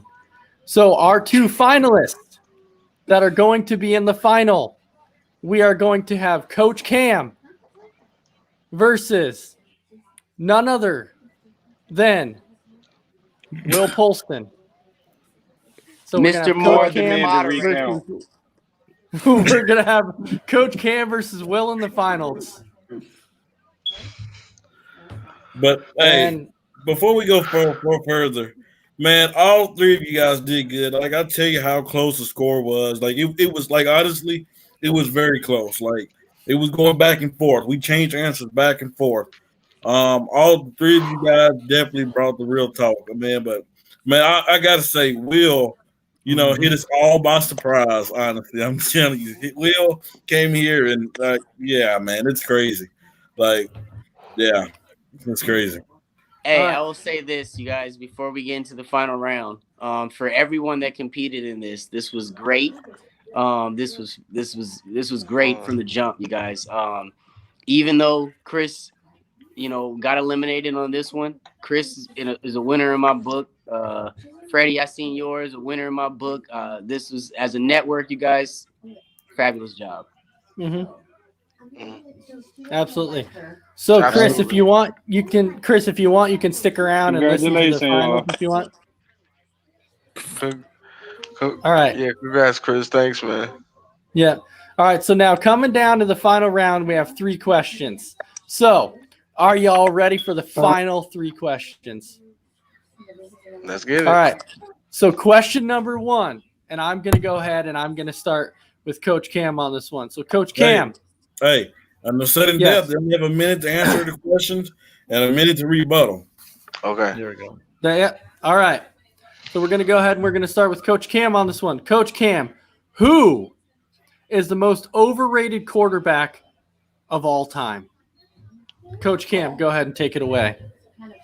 Overrated quarterback of all time. I'm ready. Yeah. Okay, go, brother. The most overrated quarterback of all time. I'm gonna go with Terry Bradshaw. A lot of people look at him, as one of the, best quarterbacks of all time. But if you look at that, that steel curtain defense, they were led by that. He had 2 All-Pro, receivers. If you look at Lynn Swann and John Stallworth, he had Franco Harris with him. He was protected a lot. Was Terry Bradshaw, and I think that he's really kind of pushed up the ladders and won, a lot more than what he should have, just because of the team he had. He was a game manager, but you talk about a Hall of Fame quarterback. No, I don't think of Hall of Fame when I think of Terry Bradshaw. I think of your upper echelon of quarterbacks, even though the game was different back then. Still, like I said, he was protected by a run game and one of the best defenses of all time.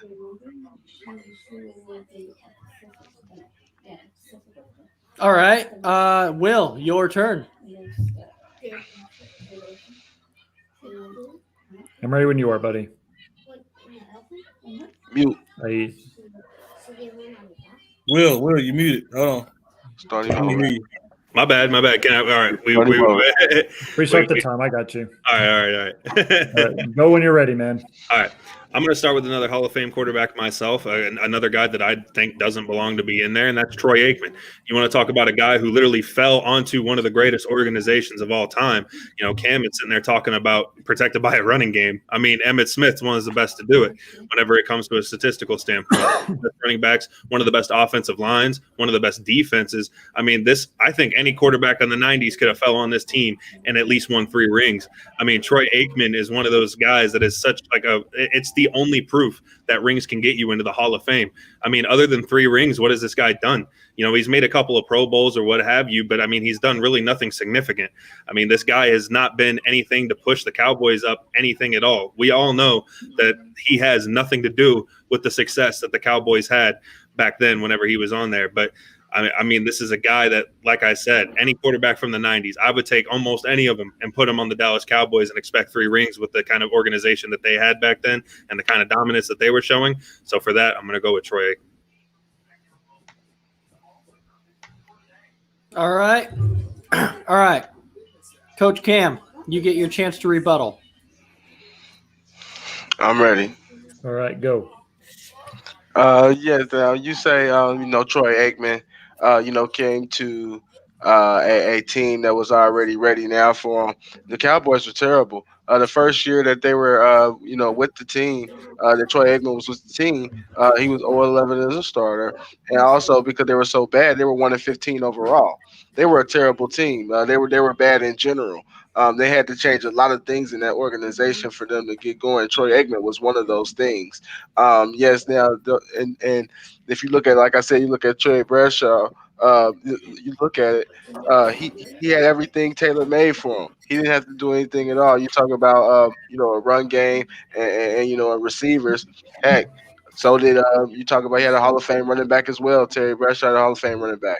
He has 2 Hall of Fame receivers. And like I said, and that defense is known as one of the best defenses of all time in the steel curtain. You talk about Jack Ham, you talk about Jack Lambert, you talk about Mean Joe Green, you talk about all these guys, and I'm not even mentioning the secondary yet, Mel Blount and those guys. So you look at that, he's been protected. It's Terry Bradshaw for me. All right, Will. All right, I'm ready.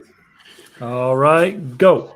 You mentioned that Troy Aikman started off 0-11, and yeah, that's correct. They definitely got off to a rough start, but Terry Bradshaw, as a starter quarterback out there for the Steelers, had a negative record as a starter both the first 2 years that he got going as well.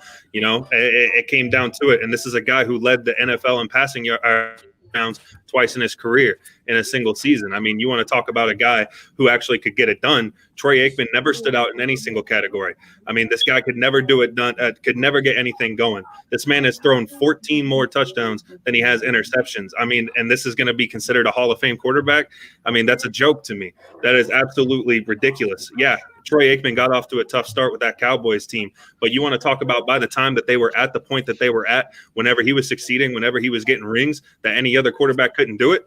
I mean, we're talking about the NFL. We are talking about the highest point of that players play at. And I think any other quarterback that stepped around in the 90s, whenever the Cowboys were at their peak, whenever they had Troy Aikman and he was at the helm, any other quarterback in the 90s could have been there and doing it. Because at the time, that was a run-first team. And Emmitt Smith, it didn't matter who your quarterback was. Emmitt Smith did enough damage to where any quarterback could step in and be successful. All right. All right. So now our second question. Now, let me say that round was super, super close. I'm loving this finals. This is going to be fantastic. So now we're going to go to question number 2. And Freddie. No, it's gonna be Trey, but it's so close. We're waiting on Jay to vote, and Jay can break. Oh yeah, correct. Yeah, we're waiting on Jay. All right, Trey. Okay.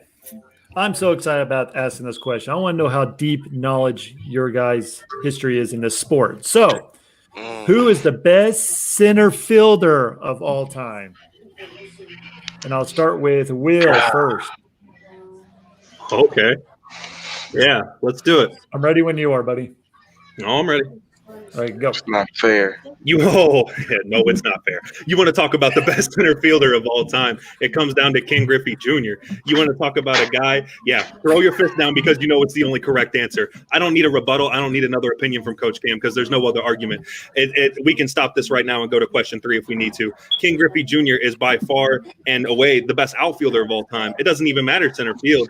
I mean, you want to talk about a guy who changed the game. One of the sweetest swings in the baseball history. One of the best hitters in baseball history. One of the best fielders in baseball history. I mean, this guy is literally the superior being on every single side of the baseball. I mean, it doesn't get more fluent and more complete than Ken Griffey Jr. I mean, this guy was literally just 2-3 votes away from being the first ever unanimous Hall of Fame voter. I mean, that should tell you far and away that this man has done everything he can for the sport. I mean, this man revolutionized the outfield. And not only that, He was also an absolute icon. I mean, this man brought swag to baseball. You want to talk about box office? You want to talk about selling tickets?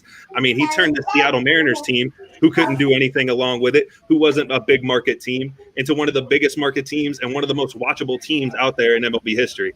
He turned the Cincinnati Reds team late in his career to an entertaining team, into a playoff team. Coach Cam's Cincinnati Reds himself. I mean, his career was cut short due to injury, but you want to talk about the best center fielder of all time. And you want to talk about it. It doesn't even matter how many years he lost due to injury. Ken Griffey Jr., far and away the best center fielder in baseball. Wow. Okay. Coach Cam, who is the best center fielder of all time? You can start whenever you're ready, man. I'm ready. All right, go. I slammed my fist down, but I like to throw a little theatrics in there. Unfortunately, Ken Griffey Jr., Cincinnati native. Unfortunately, he's not the best center fielder of all time. It's Willie Mays. You talk about 660 home runs. You talk about someone that is a 20-time All-Star, 12-time Gold Glove winner. You talk about defense. You talk about the catch. When you think about the catch, you think about Willie Mays over the shoulder catch and throwing it back in at home. You're talking about someone that does it in all phases of the game. You talk about an original 5-tool player. That's Willie Mays. Can steal bases, can hit for average, can hit for power. And like I said, defense like no other. You talk about the ultimate center fielder. He is the epitome of that. You talk about a center fielder, you look him up in the dictionary, you will want Willie Mays. This is someone that's durable. You talk about Ken Griffey, Ken Griffey, was the, unfortunately, he didn't make the playoff with the Reds. Unfortunately, I was here. He didn't make it. So therefore, injuries hampered him a lot too. And, Willie Mays was good for a long time, for a very long time. You're talking about 15 plus years where he was the prime and the best center fielder in the game. It's easily Willie Mays in this scenario. And I hate to do it against Ken Griffey too. All right. Well, Will, you said you don't need a rebuttal. Do you want to recanter that and want a rebuttal on that? Well, if he's going to go separate to Ken Griffey, obviously I want a rebuttal. I mean, I'm not just going to sit there and show all my cards first round. I mean, no, of course I want to rebuttal. All right, man. Rebuttal. Start when you're ready. All right, I'm ready. Go. All right, so we talk about Ken Griffey Jr.'s career being harbored by injury. I mean, this man still played a 22-year career. You want to talk about a guy who could have been in it and been one of the longest players, one of the longest tenures to do it at such a high level. Willie Mays also played a 22-year career. So all hats off to both of them. Willie Mays is a great. But you want to talk about Ken Griffey Jr. I mean, you talked about it yourself. They both played the same amount of years. And yes, Willie Mays was on the field a lot more than Ken Griffey Jr. was whenever it comes down to injuries. Willie Mays never saw any significant time missing due to injury. But Ken Griffey Jr., you said 660 home runs for Willie Mays. Ken Griffey Jr. is only 30 behind it. And this man has missed significant time in his 22-year career due to injury. I mean, he is literally only 30 home runs behind it at 630. This guy is like I've mentioned before, this guy is the absolute epitome of offense. This guy revolutionized the game. And Willie Mays wasn't even the best center fielder at the time. Mickey Mantle is by far and away better than Willie Mays. You want to talk about that. I mean, he wasn't even the greatest center fielder of his generation. So whenever it comes down to it, whenever it comes to who changed the game, whenever it comes down to who had the biggest impact, Ken Griffey Jr. All right. Coach Cam, you have 1 minute. Let me know when you're ready. I'm ready. All right, go. And it's easily still, Willie Mays. I hear you with the whole Mickey Mantle talk, but to be quite honest, Mickey Mantle couldn't even sniff Willie Mays' jockstrap. You talk about 130 more home runs. You talk about batting .302 on average. That's better than Mickey Mantle. Better than Ken Griffey Jr.'s 284. Willie Mays, more RBIs. Better, better on base percentage, better everything. You talk about someone, like I said, maybe the power, I may want to give the nod to, Ken Griffey, but however, you talk about overall 5-tool, you got to give it to Willie Mays. And even the greatest defense as good as, Mickey Mantle's or Ken Griffey. Ken Griffey, 10-time Gold Glove. Willie Mays, 12. Mickey Mantle, 7. That's not even close. Like I said, and when you think about the greatest, you think about icon, and you think about iconic plays, and there's nothing more iconic than the play at the Polo Ground. Oh man. Oh man. Oh. This is so tough, man. This really is. It's just close. Like I see two judges change their answer three I hated to do it because cause I love Griffey, man. Like he from over times. here. This No, hey, he from Cincinnati. Willie's like the big uncle of all of them. hey, and don't mind you, we still have real talk after this. This is how crazy this is. All right, last question, you guys. And who went first? It was Will went first. This is Coach Cam now. Mhm.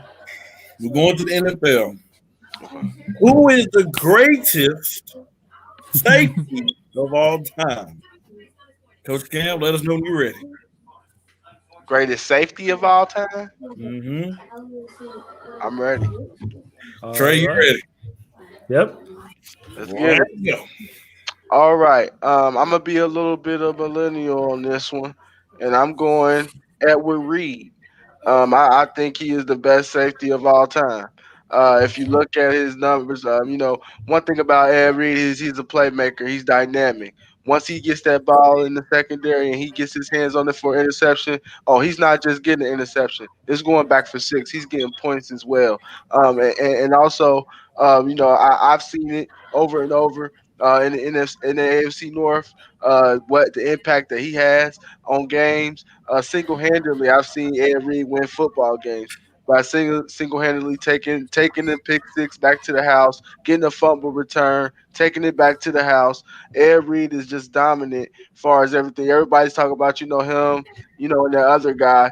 But however, Ed Reed is the best safety to me because not only can he play but be a ball hawk, he can also tackle as well. He can come down and hit you and thump you hard too. Overall safety, and I want my safety to be able to make dynamic plays that can, take effect and change the momentum of the game. And Ed Reed was the epitome of that.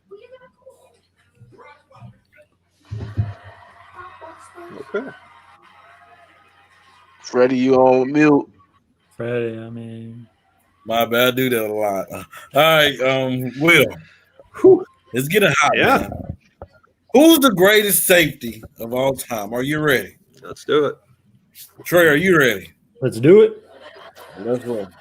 Man, I didn't want to have to come out here and be the 22-year-old dropping a guy from way back when, but it's got to be Ronnie Lott. Yeah. It's got to be Ronnie Lott. I mean, you want to talk about the pure golden standard of safeties. It comes down to Ronnie Lott. I mean, the man's a Hall of Famer. He's a 10-time Pro Bowler. He's won 4 rings. You want to talk about something Ed Reed didn't do he won a ring. Don't get me wrong, but he ain't 4 ringing. Okay, talk about a guy who literally changed the position back in the day, a guy who put fear into the eyes of quarterbacks and to other offenses. And this man's at the safety position. You want to talk about a guy who really revolutionized the position back in the 80s. This man had 63 career interceptions, one of the best among safeties of all time. This man had his finger amputated in the middle of a game and kept playing. Okay, that you want to talk about pure toughness. You want to talk about the definition. I mean, it didn't happen to Ed Reed, but I don't know back then. I mean, it was a little bit earlier at the time. Players are a little bit more protected. I don't know if we're doing all that, and he's still going to be staying in the game. But whenever it comes down to it, Ronnie Lott, man. I mean, it comes down to pure dominance at the position. You want to, like I've said it again and again. You want to talk about a guy who literally made the safety position what it is today. It comes down to Ronnie Lott. Man, the reason why I'm shaking my head is because the winner is literally about to come off these rebuttals. The winner today of this championship is going to come off these rebuttals. Coach Cam, are you ready? I'm ready. Trey, are you ready? I'm ready. Let's go. All righty. And yeah, I understand you say Ronnie Lott, great player in his own right. And you say the 4 Super Bowl rings. I tossed that out the window. He had Joe Montana and Jerry Rice, the best quarterback wide receiver duo arguably ever to play the game. 2 arguably one of the best position best at their position to ever play on the offensive side of the ball. So I throw the rings out. Now, if you want to talk about revolutionize the safety position, I really feel like that was Ed Reed. The ball hawking type of safety. You put him in center field, you let him roam. That's the Ed Reed. Ed Reed started that dynamic. And you talk about 63 interceptions. Ed Reed has 64, so that's above Ronnie Lott as well. And you talk about not only on 64 of those interceptions, you get 13 touchdowns. Think of that ratio. That's almost 1-5. The 1-4, if you want to think about almost 4.5. Every 4.5 interceptions, he's taking it back to the crib. Bye. That's 6 points. That's something that's gonna give your defensive team the momentum like no other. It's Ed Reed. Man, Will. We don't have no more questions, man. We don't have no more questions thought of. Somebody take us home. Will, are you ready? All right, let's do it. Trey, are you ready? Let's do it. All right. So, yes, okay, one interception. You want to talk about throwing it out of the window. You want to talk about something statistically significant. One interception is not enough to separate these two, so we're going to have to throw that right out the window as well. Okay, one interception is not enough to tell me that this man is a better safety. Okay, that's really impressive, 13 touchdowns. I'll give you that. But Ronnie Lott also had 5. You want to talk about that? I mean, he's a great return man whenever it comes down to it, whenever the ball gets put into his hands. Talk about leading the league multiple times in interceptions. A man as a safety. You want to talk about a guy that the primary position is not even getting thrown at. Safety's only really coming to the equation whenever it's in deep balls or one-on-one coverages against tight ends. You want to talk about a guy who's back there making it happen. Ronnie Lott is out there doing it, and he's still leading the league in interceptions. When was the last time you saw a safety lead the league in interception in the NFL? Okay, you want to talk about that. Maybe it was Ed Reed, honestly, at that point, whenever it comes down to that. But like I said, it comes down to pure dominance. Yeah, Ronnie Lott had it, and he also had a great safety with him in Steve Atwater. You know, the great combination. They were amazing whenever it came down to safety. But I tell you what, we're talking about who is the best safety. We're not talking about who's around him. We're not talking about anything like that. Whenever it comes down to it, Ronnie Lott is by far and away the best safety in the NFL. He is the golden child of the safety position whenever it comes down to it. And yes, he may have been in a great spot to flourish around him, but that's nothing he can control. The fact that he got in there and got into that system is a blessing for him. But man, he took every single bit of what he had and he made it into the best safety of all time. Man, now how hard is how this going to make this decision? Let's take a 30-second break, and then when I come back, I will announce the winner.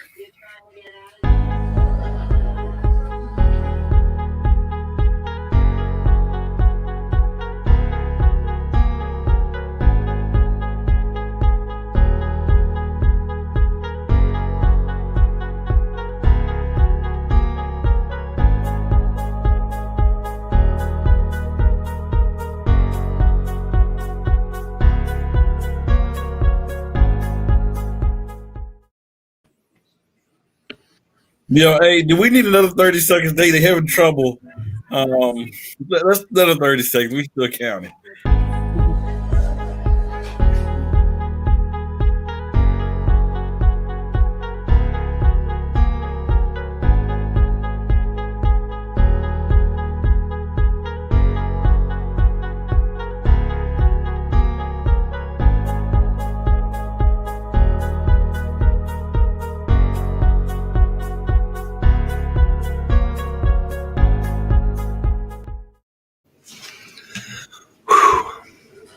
All right, ladies and gentlemen. Before we announce the winner, I would like to thank everybody through this whole week that have participated. They participated their behinds off, man. They debated their behinds off from Monday, Tuesday, Wednesday, and today. I want to thank all the people who volunteered for a judge. I would like to thank all the viewers that checked out this great debate. And I would like to thank these debaters that we had today. Chris, Coach Cam, Will. Man, this is special. And we definitely going to have to keep doing these things and keep bringing these out. But the time is over. It is time to announce a winner. The first question of this sudden death was a tie between both of y'all. Second round, Coach Cam got second round. Second question. Then the third question. They went back and forth. And the rebuttals can't save it. Your A-Stack champion is no other than Coach Cam. Hey, so when I tell you, Will, that you made it hard. You made it hard. Man. Yes, you did. Because honestly, Will, you picked the right person in that last question. Yeah, that's what. You had me when you picked Ronnie Lott. I was like, all right, he's gonna edge him out. But in your rebuttal, you used Coach Cam's stat and you iced it for him. You said the last safety to lead the league touchdown was probably Ed. That kills it for me. Right.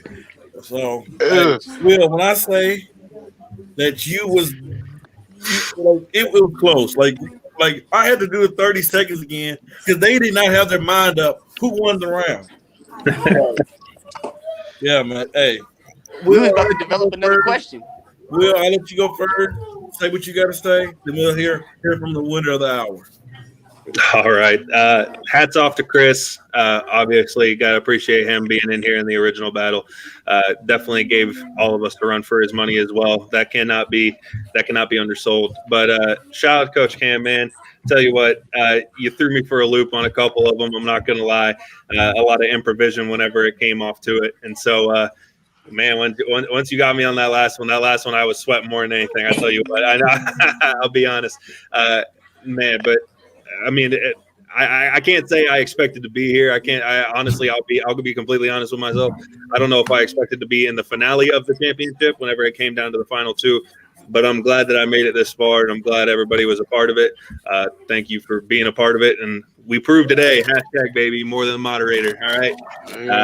I'm just glad I showed out. If anything, I'm glad I made it to this far. So, hats off, Coach Cam, and thank you to all the judges. All right, Coach Cam. Nah, man, it was a great debate, man. It was definitely fun. You get a little nervous, man, because you don't know the topics. You don't know the topics at all. You know, I'm used to being able to, research topics before the show, or whenever I have my notes ready or whatnot. But not having no notes, just kind of going off the top of what is rough. You know what I mean? It really is, and get hats off to Will, hats off to Chris, very tough competitors, know sports, very knowledgeable. That's why, that's why we are all here. That's why, a part of this network, and that's why it's fun, and let's continue to grow and let's continue to, reach as many people as we can. You know what's crazy? So can we go ahead and say that Real Talk won on the network? Can we go ahead? Can we go ahead and say that? I'm sorry. I love Sports Minute. I'm sorry. I love Jock Talk. They just came out. But can we just say that we won round one? Hey, in the non-real talkers' defense, you guys practice this on a daily basis. Y'all are better than people in the finals. Well, I'm gonna say this before we go. That's fair. Sports Minute. We're going to have Ace. We're going to have J-Mac. They're going to debate. This next round, we're going to have everybody from the network debating. But this way, it's coming. Hey, real talk, though, this was great. And Will, Trey, we don't debate every day. So we did our thing by making it this far. Hashtag. You're not a moderator anymore, buddy. Yeah, not a moderator. Will, you surprised me with the basketball knowledge, man. With that, bringing that up on top, man. That Seth Curry got me think. I didn't think it was right by any stretch of the imagination, but you got me thinking about it. Hey, that's all a debate is. Exactly. I don't always necessarily believe my own takes either, but I tell you what, whenever it came down to it, I thought I was cooked. I thought I was cooked. I will say Coach Cam probably had the best take out of all night. His take of screw it, how can I do this? That was probably the best. There's no way to defend my organization. Like they're the worst. Like they're the worst of all major sports. They're horrible. Cheat. I can't talk about that question. Hey, okay. I don't know how you came back from just doing a complete cop out and won. All right, gentlemen. We got to. Hey, to all our viewers, thank you for coming out tonight. We have Real Talk right after this. You thought you had Real Talk now. Don't turn the channel. This is Real Talk. So, all right. You guys have a good night. Peace. You man. too. It was fun. All sports, all plays. Yeah. All sports, all plays. All sports, all plays.